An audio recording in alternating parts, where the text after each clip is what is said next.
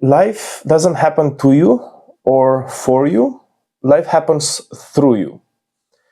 And I'd like to take a few minutes in this video to share a strange experience I had. I had a very seemingly bad dream last night, which is in the context of an experience I lived yesterday. It's related to something that got to me, something, a health crisis that a good friend of mine went through. He's still going through it, but he's now better. And this dream was related to that. But the conclusion that I got out of the dream got to me because I woke up with it. And it's a conclusion that I arrived at by myself, alone, during my own, not my personal health crisis, but the health crisis of my mother, another very close person to me. And the conclusion that I got to was that life happens through me. That I am played by life. I am being lived by life. That despite seemingly negative implications of what could happen to me or to people close to me and dear to me that I genuinely care about, and I would suffer knowing that something bad happens to them. That irrespective of that, deep down, behind all that suffering and pain, there is this place of stillness, of quiet, of even safety, I would say. And I came up with one of my most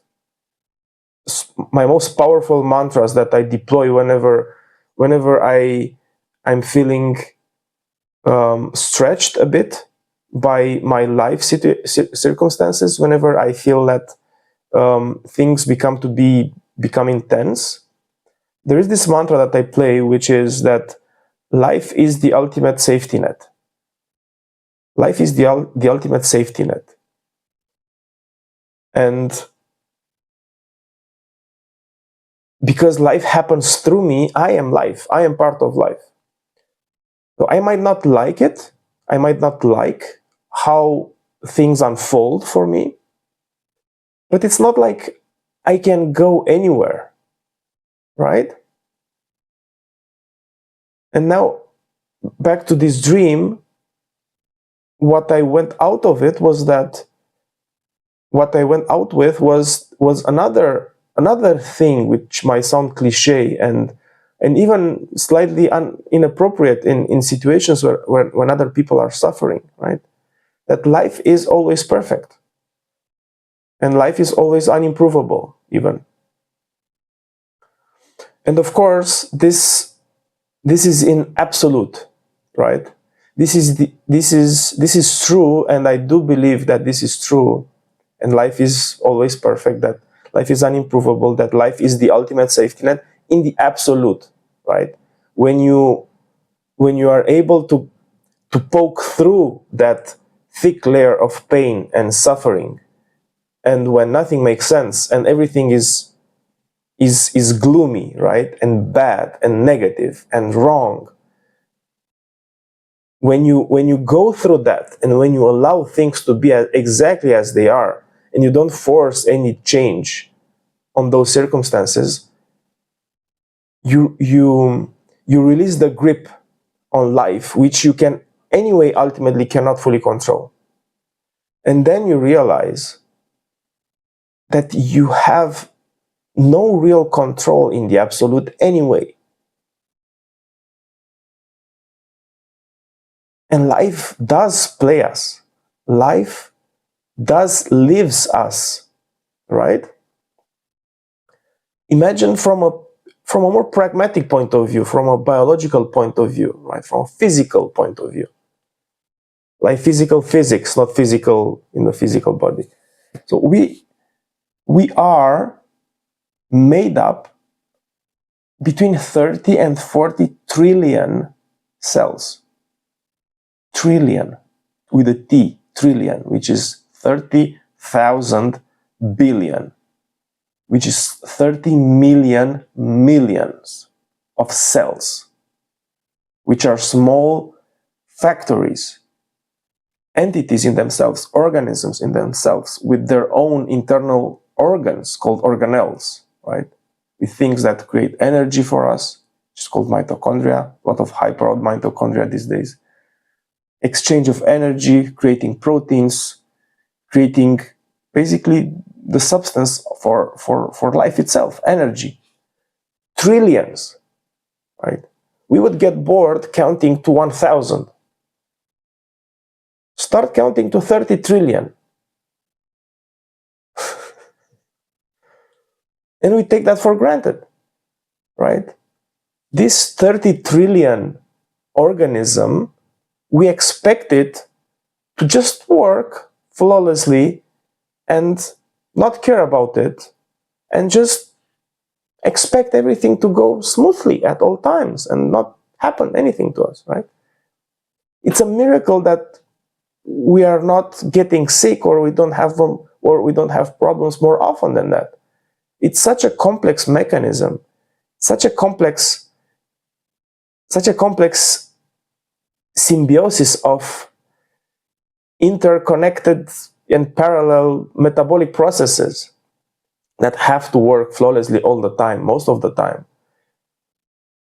or flawless enough so we don't experience pain, we don't experience anything bad, right, in terms of conscious awareness. Because most of the things of bodily processes, they are happening unconsciously, beyond our conscious awareness of them, right? Digestion happens without you caring about it. You're just eating stuff, and then something happens, and then you excrete what the body was not able to process, right?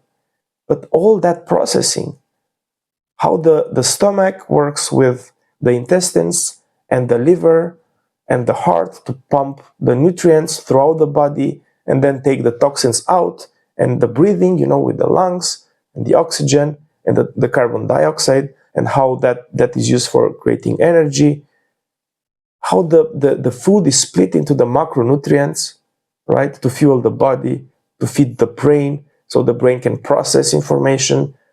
And it's incredibly complex and eerie almost that we have virtually zero influence in how this works. No matter how much we get to know about how things work, because there are, of course, thousands of books written about how the body works, but we still don't know exactly how it works. We are still eluded by consciousness, for example, by what it means to have this subjective experience of life. We have no idea what it means concretely, or what generates that, what triggers it, where is it located in the brain, what it means to be you, right? So inevitably, the more you start to explore these areas which were hidden away from our conscious understanding up to this point, the more you become amazed about everything that is in the world, starting with yourself and then expanding to the world itself, right? Because the world itself is made up of organisms, not unlike you, for the most part, right? That just exist, and they also happen by themselves, and no one intervenes with that, right? We are stressed as humans about human problems, and we are caught into our world, narrow world of issues that we project onto ourselves as we go along in this life, becoming quite ignorant and oblivious at most other problems that we could, transform into a problem, not directly impacting us as such. Some people do, right? But most people don't care about most of anything else but themselves. And this is somehow by design. It's a pity because, and I'm talking now about me, it's a pity because going like this through life, going in a way where you assume everything has to go right because you are entitled to having everything going nice for you, and getting mad whenever something breaks or is not perfect or is not perfectly aligned to your small and innocent, let's call it like that, plan. It's really a pity. And I used to go like this through life. I used to take everything for granted. I used to devalue, right, discount the importance of a simple ordinary day in favor of some sort of hypothetical goal or vision that I was building for myself, that I thought I have to go to and reach before I can even start to enjoy myself and be happy. And it's such a fool's errand that we all seemingly inherit somehow because I don't know, because of how things work and how things are being reinforced in our life by society, by our culture, by our family. Do this, do that, do this, do that, in order to, right? That's the shitty part about it. In order to. It feels like our whole lives must be devoted to a painful, hard, difficult process of grinding through stuff that we are not expected to like and enjoy in order to later on, right? Work hard for 60 years to get a pension so that you can start to live after that pension 70 years from now, right? Sacrifice today in order to live tomorrow. And spoiler alert, in a purely technical sense, I was going to say that for some people tomorrow never comes, but in a purely technical sense, for no one tomorrow never really comes. Tomorrow never really comes. Tomorrow is not a thing.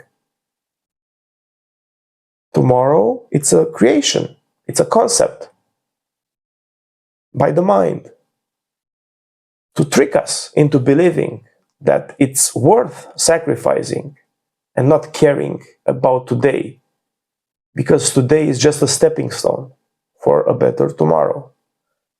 Tomorrow, of course, comes as today, and we know that today is just a stepping stone for a better tomorrow. And this is how you go. This is how we all roll for all our lives, unfortunately. And then we die. And then we look back on our deathbed and say, what the fuck did just happen? And then lights out. Isn't it? Isn't this like, I don't know if it's the worst or the best, like tragic comic script of a movie? I think it is the worst because it's played by so many people, including me. Again, I'm not making any accusations here. I'm just spitting out, I guess, my own frustration with myself for not taking ownership of my own happiness, that I just feel to share this now.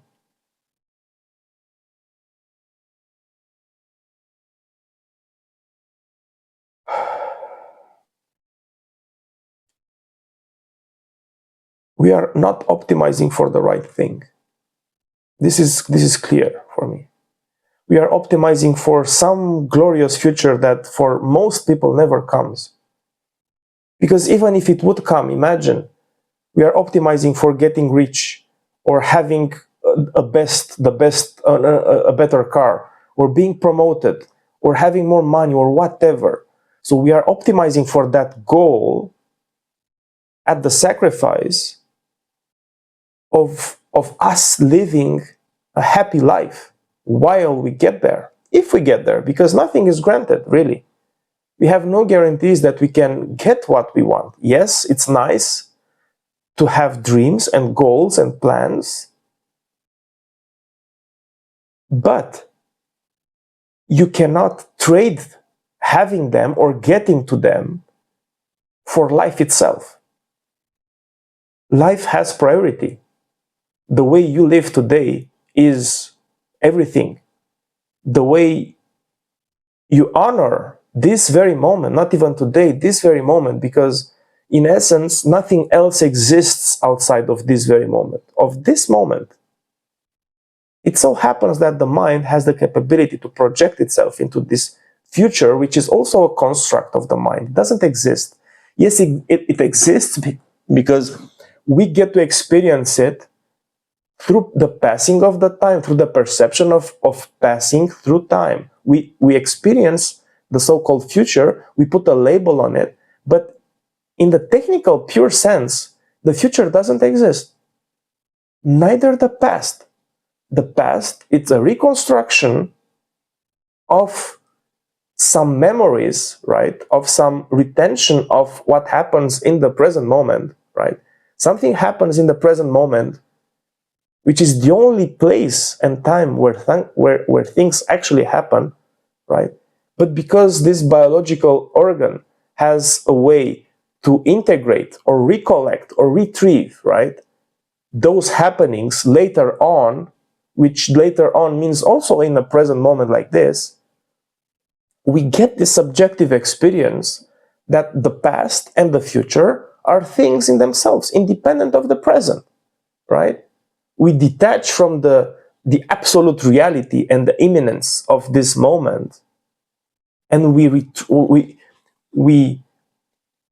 retract in our own minds, and then we start to project in the future or recollect the past as if they are independent things, but they are just artifacts of how the mind works, and we use the present moment to go there, right? This brain is a computing machine, is predicting things. And based on what we lived and what we can recollect, based on how we can retrieve those memories of what we lived, we project similar happenings in the future, in the so-called future, so that we can prepare for it, right? So that we are not scared by it, so that we know it. But in reality, nothing is really knowable as such. And we don't have really pure control over anything. This is the truth, right? It takes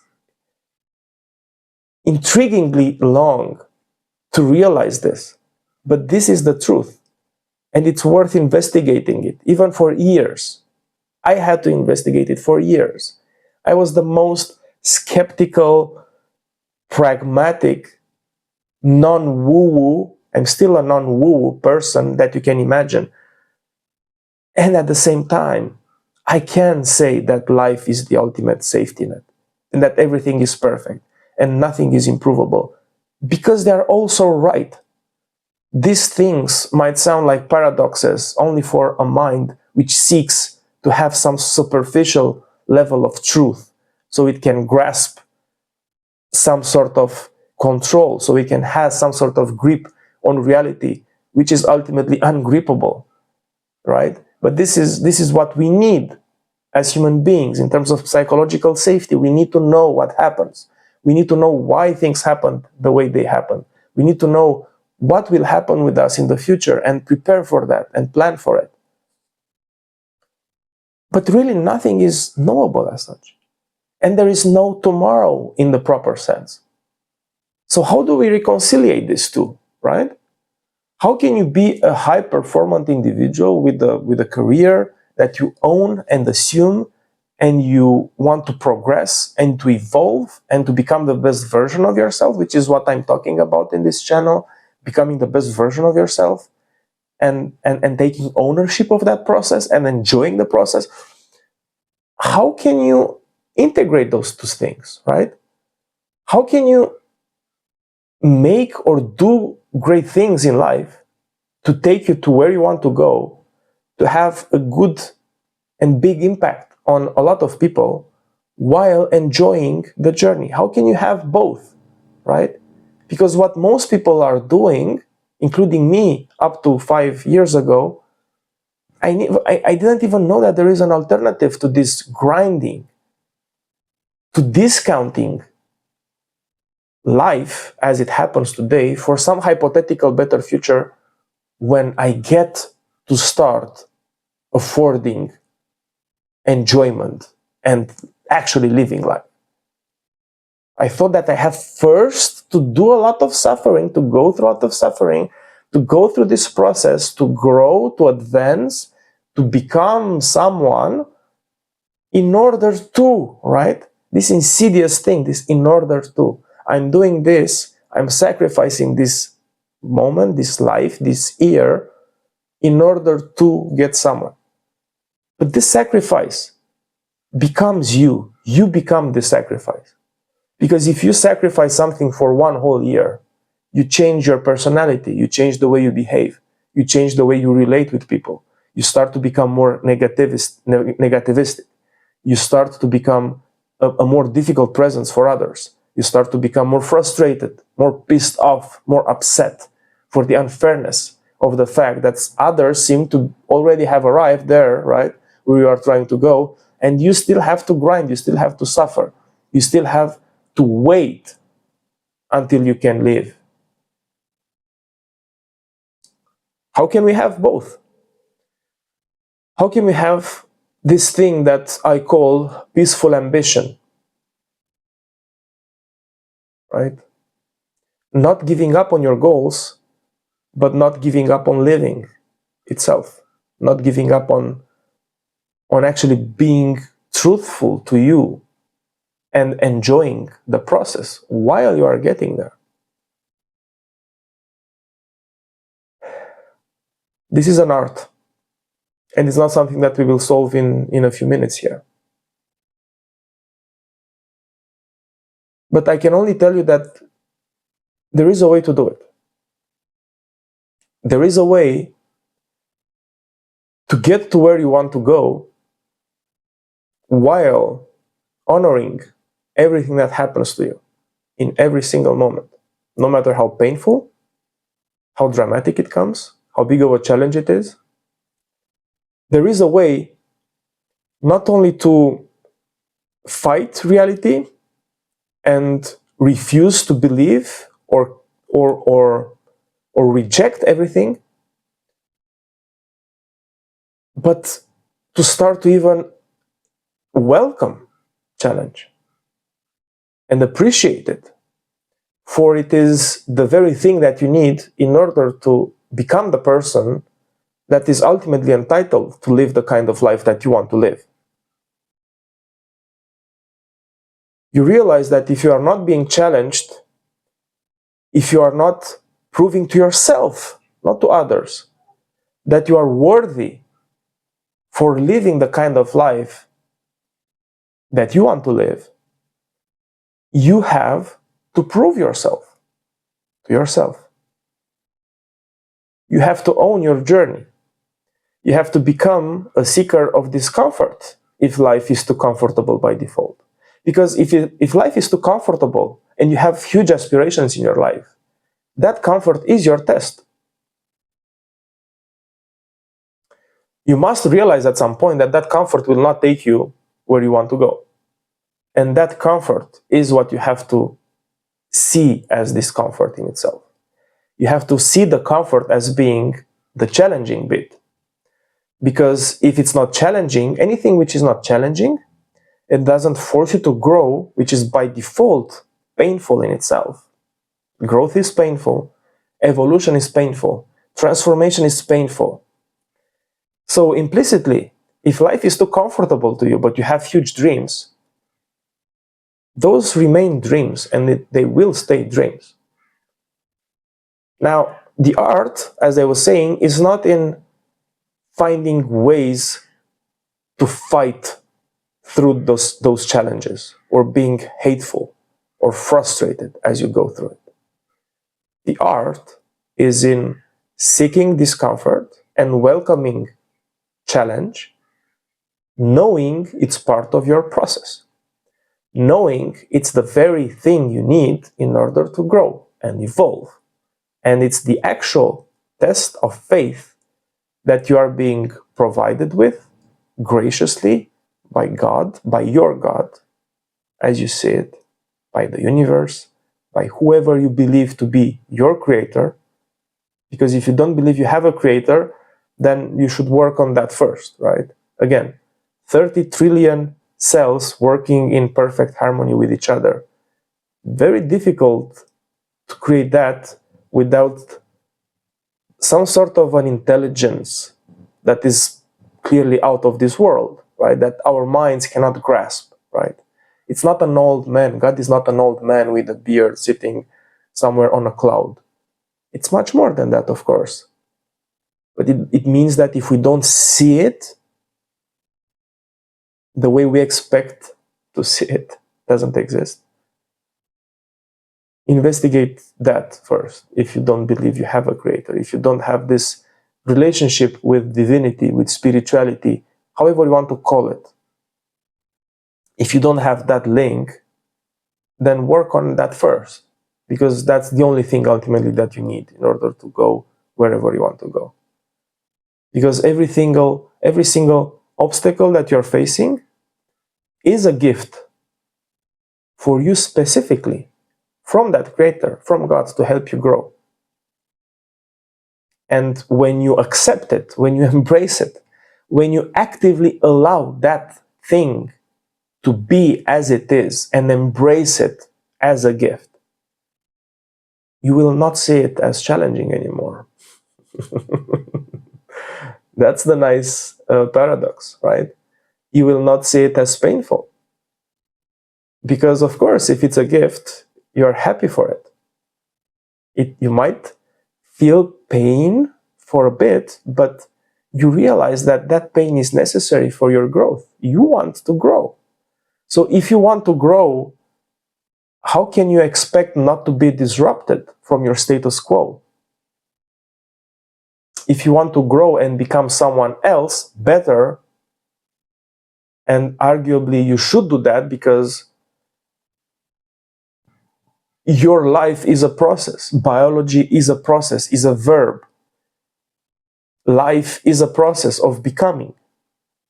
And you can steer it. You are becoming someone anyway. 5 years from now, 10 years from now, 15 years from now. In this so-called future that we know cognitively with our mental, capacity to project, we know that it comes. But what you can do in anticipation of that moment, if it comes, if you are lucky enough to live for 40, 50 more years, or even 2 more years or 1 year, doesn't matter. In anticipation of that future, you can prepare to live in a way that when that future inevitably comes, if you are lucky enough, you will be happy with it. You will be happy with that outcome. You will not reject it. You will not be afraid of it. You will embrace it, right?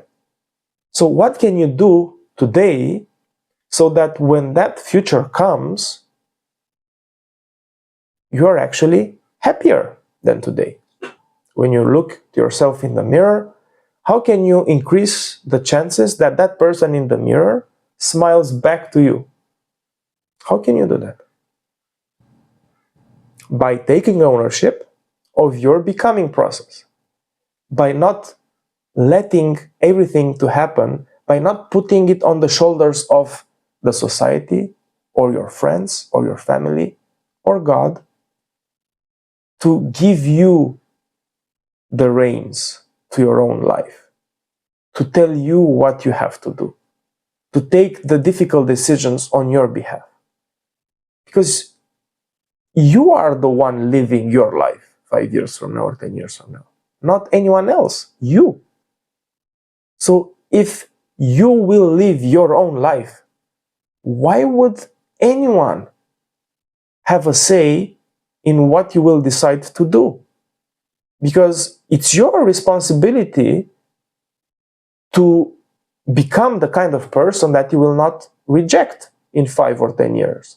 It's your responsibility to become the kind of person that when looks in the mirror at you back, right, you are smiling to it, or that person in the mirror smiles back to you, or the other way around, right?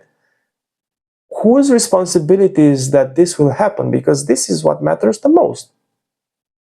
This is what matters the most, irrespective of your aspirations, irrespective of whatever you think you need in order to be happy. What matters for every single person in this world? There are simple things. Everyday happiness. Be okay with themselves. Feel good in their own skin. Don't hate themselves. Love themselves even. Be able to have this kind of public, appearance and say, I love myself, and not feel cringe about it. This is progress. This is what I'm happy with, me personally, because this is something I would not have imagined doing 5 years ago. Me on a YouTube video, public YouTube video, saying that I love myself? What? No, I could not have said that. And now I say it with not a glimpse of cringeness or shame or anything. It's so natural. It's so nice. It's so nice to be able to love yourself and care about yourself and respect yourself and have a good appreciation of your efforts. There is no better feeling in the world. I would not trade this for any amount of millions or billions or trillions. I don't care. There are simple things in life that really do matter. First of all, to have a good relationship with yourself. Because paradoxically or not, if you have a good relationship with yourself, all your other relationships with your family, with your friends, with your colleagues, peers, society, whoever, they also improve by default as a byproduct of that. Imagine that. Imagine that you don't have to change or improve the life of 1 million people so that you can finally feel good about yourself. Feel good about yourself first and find out what that means, really. And then all those other million relationships, by magic, seemingly, also become better relationships where you don't want to change anyone. Not wanting to change anyone is a gift that you give to yourself. Is a place where if you get, you will actually enjoy every single relationship. Because you are not better than anyone. I'm not better than anyone. Everyone is on their own journey. Some journeys are harder, subjectively speaking, right, for that person. But I'm not living their life. They are not living my life. I cannot even imagine what some people are going through. Like other people also cannot imagine what I'm going through, for good or for bad. I have my moments, they have their moments. Who am I to give them advice? Who am I to want to change someone? That's such a huge intrusion and lack of respect. Everyone has the right to go through their own challenges and live the life they have on their own terms. If they happen to want to come to you and discuss with you and ask for your advice, then of course you can give it. But man, it's such a relief to not want to change anyone, even just a bit. I don't want to change anyone. I want to just change myself. for the better, because I already have enough proof that if I change myself for the better, and when I say change, I'm not rejecting who I am now. I'm saying that I acknowledge the fact that life is a process of becoming, and I'm undergoing my own personal unique transformation as a human being in this world towards a certain destination, right? In terms of my human existence. Because again, as part of life, this is also true that as part of life, I'm already perfect. Life is already perfect. Life happens always in this moment without me approving of it. It happens.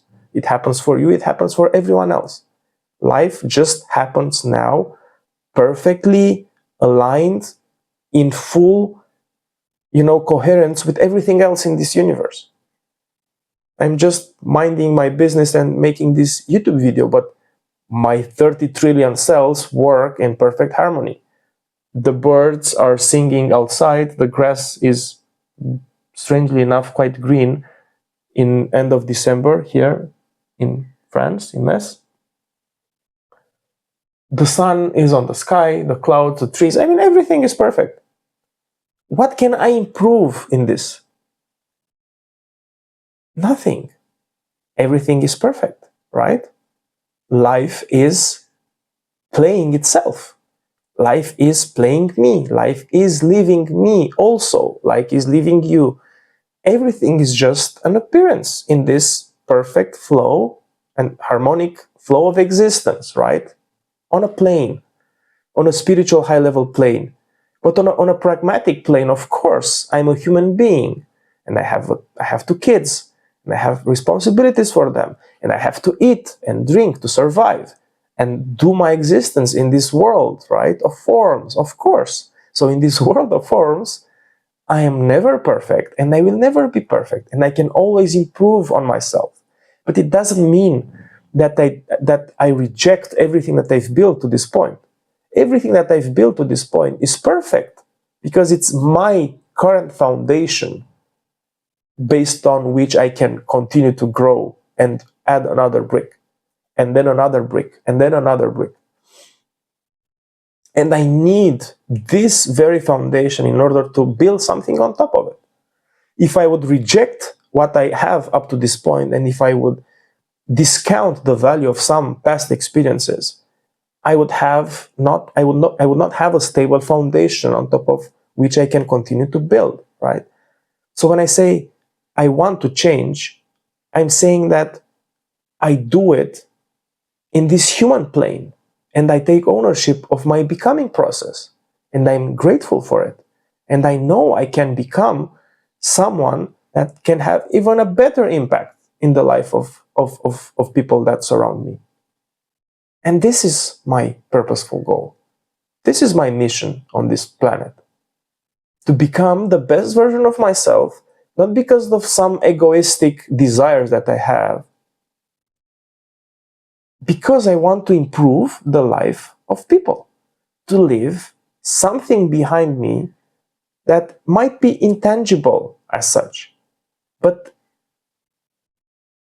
it would be and it will be as tangible as possible when it comes down to the actions that a lot of other people will do for the better thanks to my contribution. Not because of me, but thanks to my contribution.